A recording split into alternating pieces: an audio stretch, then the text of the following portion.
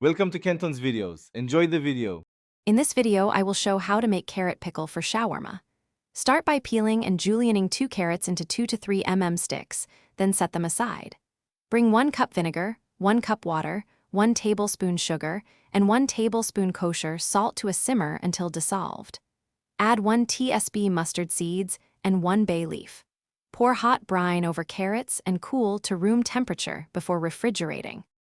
Peeling and slicing properly makes all the difference in texture and bite. Use a sharp knife or mandoline to cut consistent 2 to 3 sticks, so pickling is even. Heat 1 cup vinegar and 1 cup water with 1 tablespoon sugar and 1 tablespoon kosher salt until dissolved. Add 1 tsp mustard seeds and 1 bay leaf, then pour the brine over carrots while hot to ensure quick flavor infusion. Balance is key. Don't overwhelm the carrots with too many spices. Toast 1 tsp mustard seeds and 1 tsp coriander briefly to wake up their oils, then add them to the brine.